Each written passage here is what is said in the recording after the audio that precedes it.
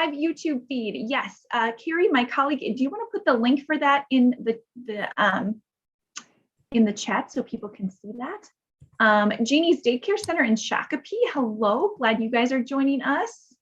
If you are just logging in, please share your school grade, where you're joining us in the Q&A feature. We'll get started here in about 30 seconds, right at 10 o'clock. Yes.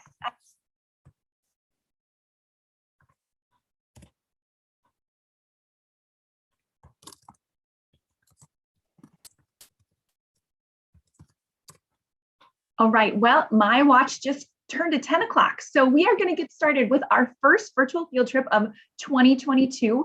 Good morning, my name is Sue Knott. I'm an education specialist with the Minnesota Agriculture in the Classroom program. And on this very, very cold January day in Minnesota, we have a very awesome treat for you. We're going to go into some greenhouses and see tulips being grown right here in Minnesota.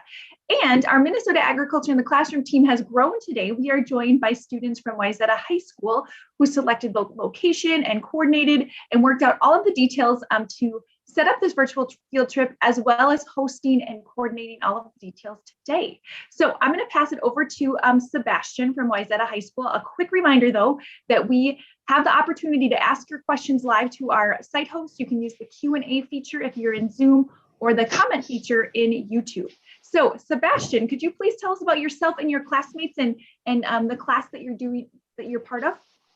Of course. Thank you, Sue. Well, hello, everyone, and welcome to today's virtual field trip at Len Busch Roses. My name is Sebastian Hecht, and I'll be your host for this virtual field trip. I'm here to share any questions you may have to the site host, and myself, along with my group mates, Anna, Mary, and Summer, are all part of Wayzata's Compass course. Anna is in charge of the educational curriculum aspect of this virtual field trip. Mary is behind the camera recording what you are seeing today, and Summer is in charge of production and design. Our class at Wayzata High School is called Compass, the Ecology of Food and Nutrition. And in short, it can be seen as a professional business class in high school that gets students thinking about future career opportunities. And this is our charter project for our class. With that all being said, I would love to hand it off to Scot Ferguson, the crop control manager at Len Busch Roses. Enjoy. Hi, everyone. I'm Scot Ferguson, the crop control manager at Len Busch Roses. My job here is to lead the growing team. We have 9 growers on staff, and to do a lot of the data and metrics and all the information that goes through to grow all of our crops.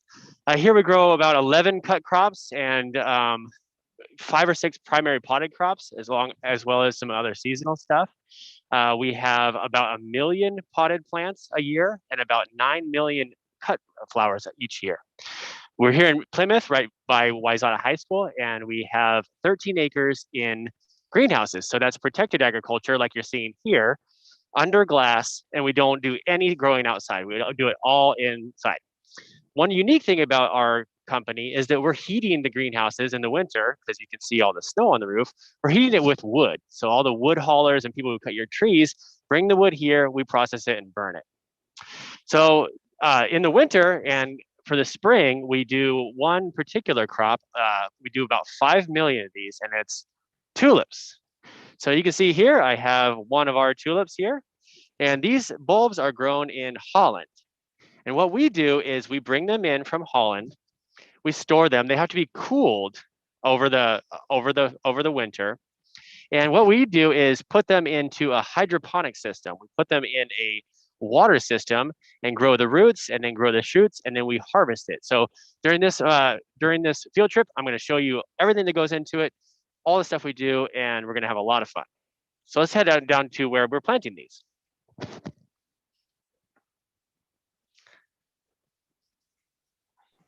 I just want to remind everyone, if you guys have questions for Scot, please use the Q&A feature or comment section, and we would love to ask them to him. So we are moving through the greenhouses into a new spot. So Scot's going to tell us all about that. Yeah. So this is our production area. This is where the whole process starts. And like I said, we're going to import these bulbs from Holland. And they're also grown in France. So this is in Europe, and this is the North American market. And these are traditionally grown there just because they're bred in Holland, and they've just always kind of grown them. They're really known. Holland tulips are very well known. So what we do is we first get the bulk tulips. So these are bulk tulip bulbs here. And these are grown in the field in Holland, so they're grown in soil. And what they do is each year the tulips grow, and as you can see, when they grow out in the field, they make these side shoots. So what they do out in Holland is they will harvest this after it's done and pull off the small ones and put those back in the field.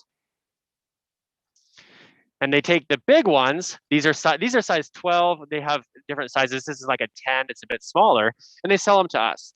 And they sell them to us just like this. And so we receive these in 3 different shipments, about around a couple million each time. And what we do is we inspect them first to make sure that they're healthy. So this one is hydrated, it's white and healthy, there's no real signs of disease. And then the roots come out of here, this little, what we call the basal plate, and the shoot comes out of here. So we're inspecting it to make sure there's no damage and that it's not maybe dry or other problems. This one looks great. So we're gonna have the roots come out of here, the shoots come out of there. The next thing we do is plant them in these pin trays. So the guys literally take them and they stick them like that, right on the pin tray. And these are actual pins and they're stuck there.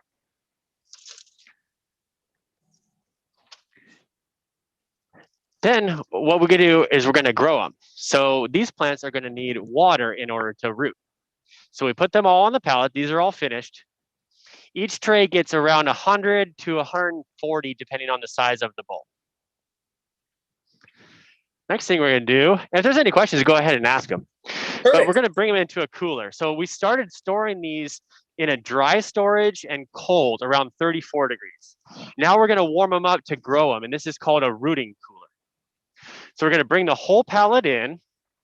And hey, Scott, I do have one question for you. Okay, go for it. Andrea is wondering, how long do the tulips take to grow? The tulips from this, they take about 2 weeks to root in this rooting cooler right here. And then they take about a month out in the greenhouse. So yeah, it's pretty fast.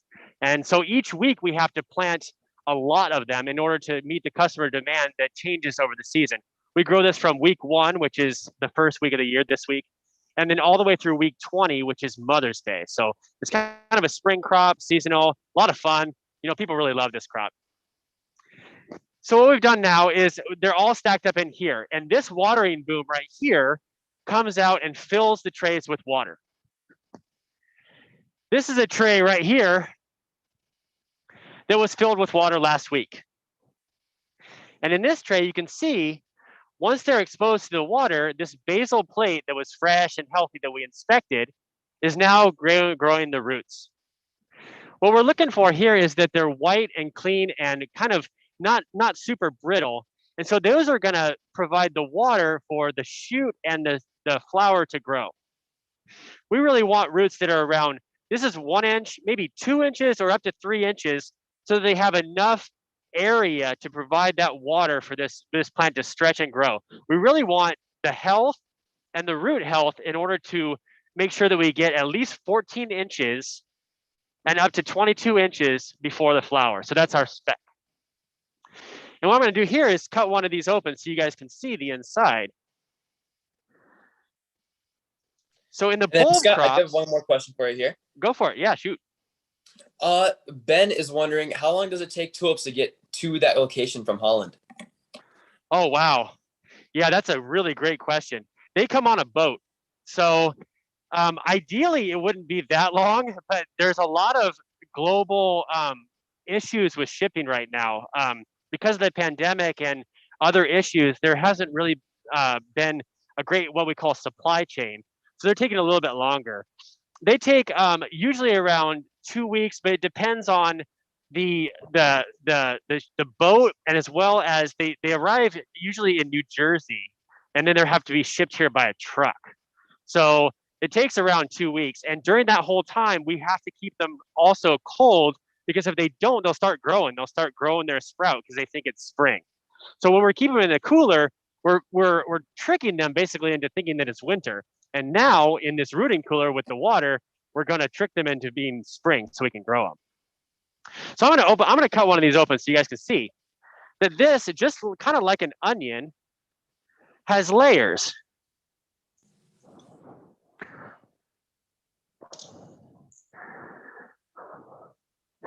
And so the shoot comes out of the middle, and this is going to be the growing tip and shoot. And then this one has a few layers. And again, really, this has really nice hydrated layers.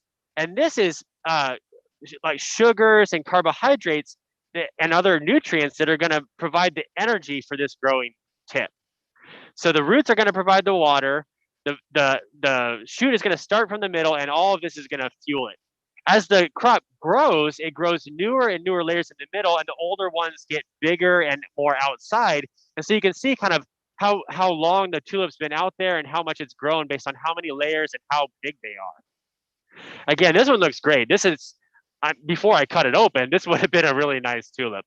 But overall, we're really looking for low disease. You can see a little bit here, a little bit of this fuzzy, that's some fungus and some bacteria.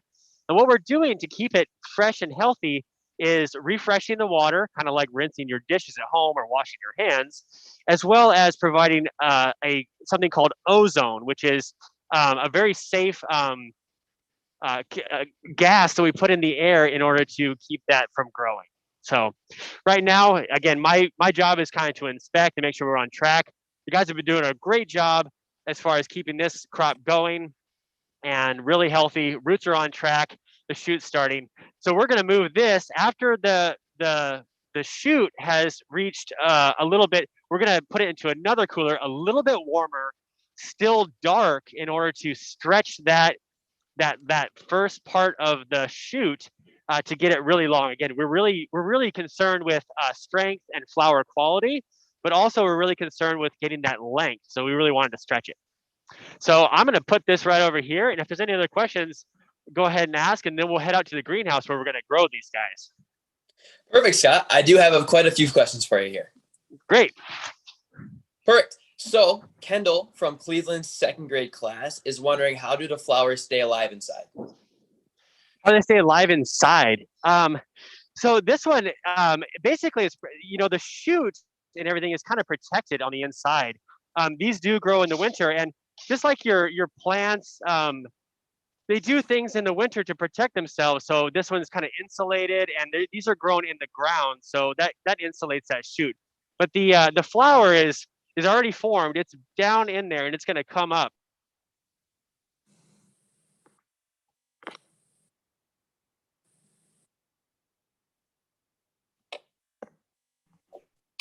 So this is where the magic happens. So after we got a little bit of length on these guys, we're going to bring them out, and we bring them out every single week.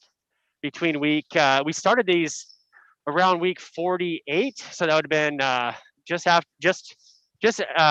before Christmas, before the holidays. And what we do is lay them on these benches. So these were the first one. These actually came out today. So we've put the tulips out here. And again, we're really looking for the same things. Our roots have grown a little bit more.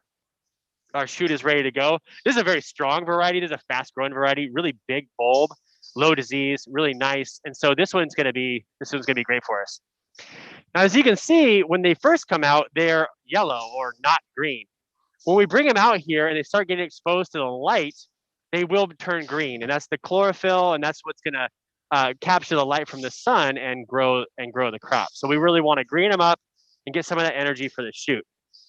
This crop, though, most of the energy for the growth of it has already been formed. It was grown in the field, and we're mostly just going to force that stem to grow and then harvest it. So we cover them for a little bit in order to kind of trick them again into stretching a little bit. We really want them to stretch, and then we'll expose them to the light. So we have a process for that. Different ones are covered for different amounts of time, but that's probably what we're doing here. And you guys, we did a trial run of this video just earlier this week, and we had only gotten to there. So they laid down all of these tulips, and these are actually going to be Valentine's Day tulips. So a lot of red, a lot of pink, just this week. So looking great. Hey, Scott, I have a quick question. There's been probably 5 or 6 students who want to know, how can you tell what color the tulips are going to be by the bulb? Oh, that's such a great question. You guys are really smart. You can't. You actually cannot. So the tulip will actually the flower will develop the color once it's kind of come out from the plant. Once the leaves have expanded and it comes out. we basically trust the guys in Holland to say, yeah, this is going to be purple, this is going to be red, or yellows, oranges, whites, whatever. And we have them all on our sheet, so all the information is contained. So what we have here is, the Lollibella and everything we've done. We've put the water in there, we've refreshed the water, we're stretching them, which is right here, and then the forcing is when they come to the greenhouse and when they flower. So we really don't know. I can show you when you first start to tell what color they are, other than, again, trusting the people that we buy them from. Kind of happens at this area. So we've uncovered them, and now they're starting to grow. Really nice length, really, very strong here, and they're starting to grow. And then once they get to the length, and the flower starts to pop out of the middle. And even on this one, still can't really tell. See how it comes up green first? I think this is going to be a yellow. It might be a white, but yeah, we have no idea until it develops color. What's really cool about floriculture in general, and Len Busch ourselves, is that the flowers, the light in the greenhouses is very strong. It's very high quality light. And so if you allow the crop to open more in the greenhouse, which was what we do because we just sell it locally, you get a lot more color, a lot more vibrancy, a lot more freshness out of that crop. So that's really our kind of one of our uniques, is that we're only selling to people in Minnesota, a little bit in Wisconsin, the Dakotas, and just barely into Montana. So we're mostly, almost exclusively within 200 miles of our facility here. So all of our customers get the freshest stuff on time and ready to serve their customers. So yeah. And hey, Scott, I got 2 more questions for you here. Great. Perfect. Another question from Scott and he's wondering, is it true that tulips can be eaten? Wow. I think you can. What we get actually is we do get mice, and we do get rabbits eating them. So every once in a while you'll see kind of like a little nest, and they've been nibbling on them, and they can eat them. I don't know if it would. I don't know. I'm actually quite allergic to this plant and some of the other plants that we grow. So I wouldn't personally eat it, but I bet you could eat it in a pinch. I don't know. Don't trust me on that. I wouldn't eat it. So cool. And then also Lincoln from YouTube is wondering, how big is this greenhouse? Wow, this greenhouse is about, this one's around 4,000 square meters. So yeah, not too big.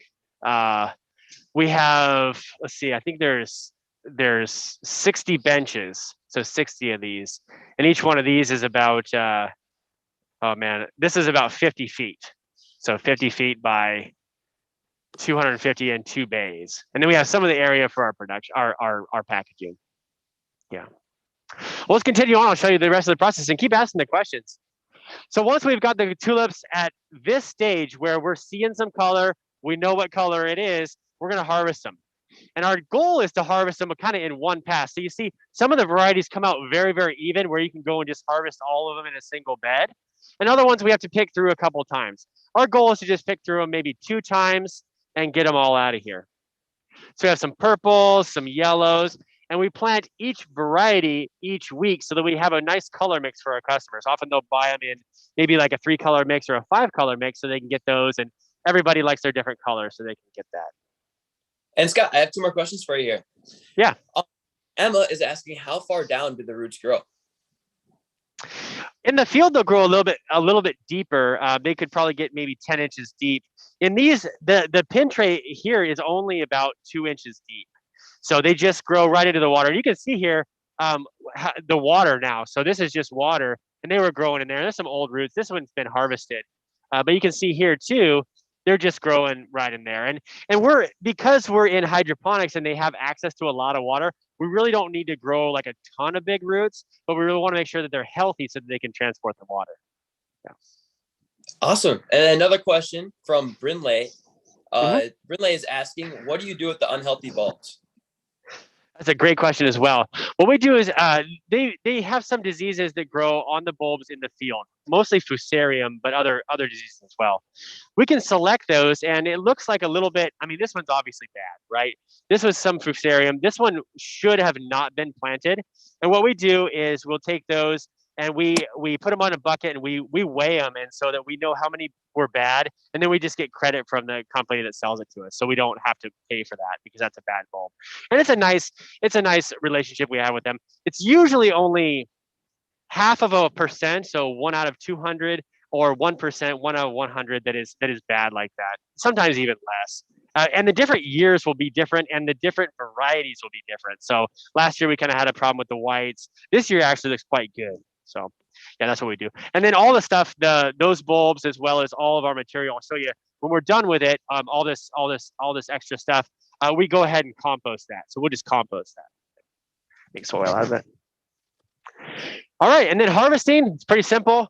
You just pull it out of there, boop, and put it in the crates. And we have a trolley system, so we'll fill up the trolleys with tulips. And then you can see these things all move on the trolley. This is a custom designed thing from our maintenance team. So they'll come in, just like a little train track coming all the way down. And these are the tulips that were harvested this morning and waiting to be packaged. So our purple, our white, really nice and open, good color, good length. And we'll probably usually we process between 60,000 and up to, I think they can do up to 120,000 a day, 5 million total. So what they'll do is take them and put them on this conveyor belt. So these were harvested, and then we're going to separate them. And the guys are at break right now, which is great. They're taking a little break, but we'll put them on this conveyor, and they're going to move down through the system. Here they get the bulb is removed, it's cut off, and then the bulbs all come up through the processing machine into this dumpster, and that's all material that's going to go out and be composted. So we're going to turn it into new soil.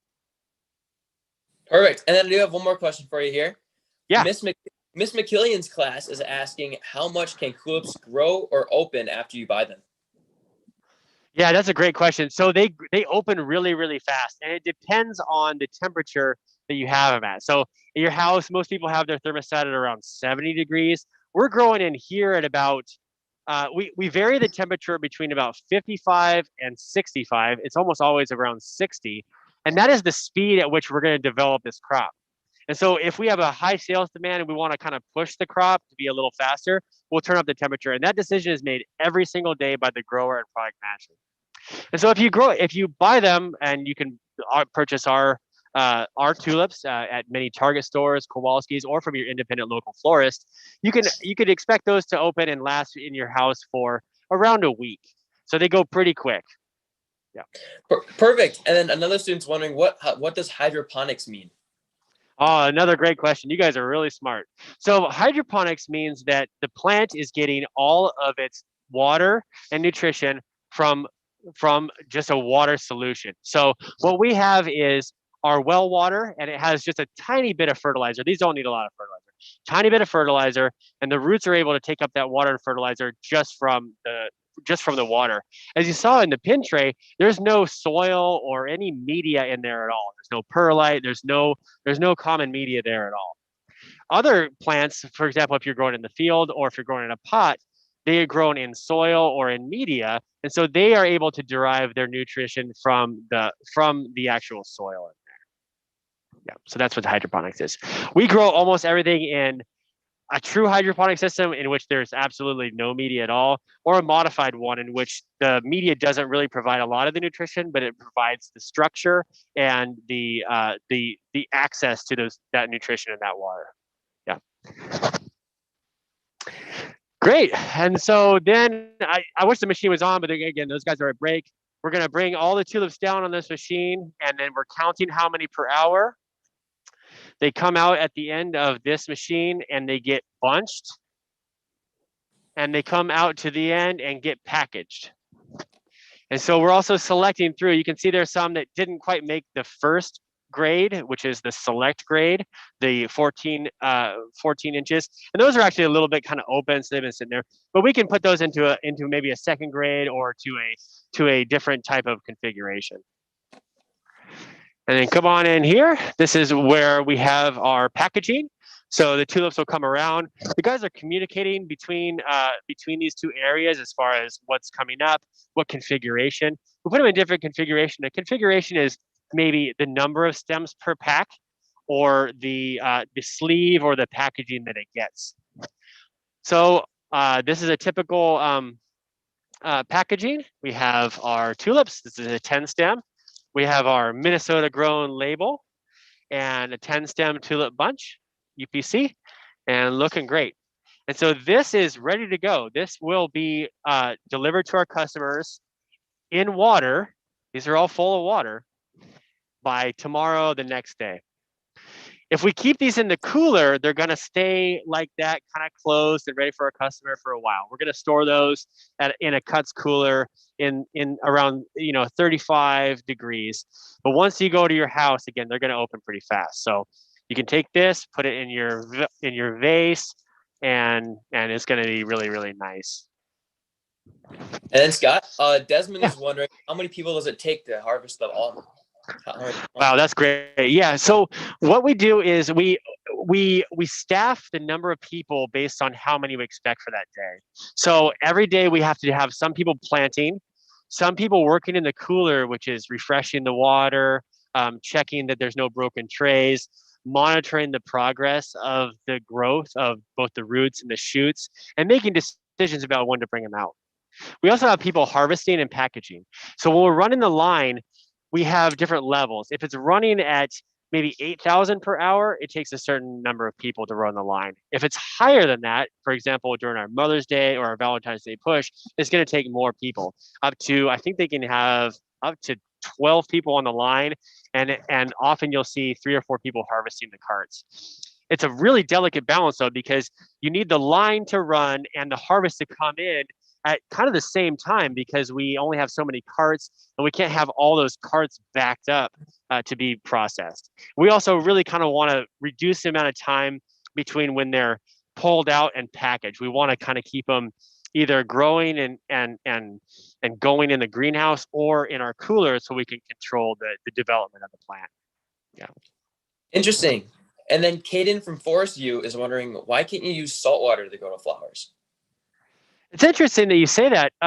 So when I say the hydroponics and fertilizers, all of our fertilizers are salts. So salts are anything that dissolves in water. So you have your salt at home or salt in the ocean, which is mostly sodium chloride and calcium chloride, but also our salts like our nitrates and our phosphates are also salts. So we do kind of have, in a way, it's a very low dilute salt solution. You can't really grow it in like really salty solution, like in the salt water of the ocean, mostly because it's really, really salty. And that'll just basically damage the roots, and the plants can't take up that water. The salt is very strong in that water, just like humans can't drink salt water because it pulls the water out of you. It's very strong salt. But yeah, it's a really, really interesting question. And I sure wish we could use the ocean water for some stuff like that. Perfect. And then one more question for you. Madeline from Miss Johnson's 2nd grade class in North Branch, Minnesota, is wondering, how much does a pack of tulips cost? It costs around $7.99 or $8.99 per pack, depending on who's selling it. And you can sell those. You can get those at the local Target stores. You can get them from your retail florist, and you can ask and inquire if they came from us. And they came from us again if it's got the Minnesota grown. And then we have some other packaging too. Let me see if I can find it. We weren't doing that configuration. It has a Busch Flower Farm logo on it. Let me grab one more of those. Oh, this right here.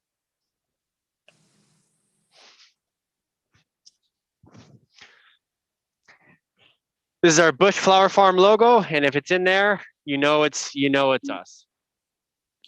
Awesome. Well, just for me personally, I thank you so much for giving such a fantastic tour of Len Busch Roses, Scott. You did a great job. And I just have one final question. How long have you worked at Len Busch Roses, and what is your favorite part of your job? Yeah, I've worked here for just over 6 years. It's been a great journey. And the best part of my job is working with our people. I have a really, really great team. We're collaborative. We're always doing really cool improvement projects. And it just is like a big family. I mean, it is a family business. The owner lives here. It's second generation. His son works here. A lot of the family works here. And so it's just good to be part of something that is Minnesota family, and we can serve our customers in our local communities. Awesome. I'd like to turn it back over to Sue. She'll close this for you guys. Yeah, thank you, Sebastian. And thank you so much, Scott. I'm Scot Ferguson with Len Busch Roses for showing us around and showing us how they grow 5 million tulips. I think that's pretty awesome. And Sebastian, great work as our on-screen host. We appreciate your efforts. And Summer and Mary, your teammates, had some excellent camera work. Anna, also the final team member, collected some lesson plans and created some word searches and other educational resources that are linked on the registration form. So teachers, you can find it there. I also think one of my teammates was going to drop it into the chat. Yep, there it is. So if you want to know more or look at some other educational resources to use in your classroom, check that out. But thanks for joining us. And please stay in touch at our website, mn.agclassroom.org. We have some fun virtual field trip planned for the future, and also a farm and food book week in February. So we'll let you guys know about those and hope to see you in the future. So have a fantastic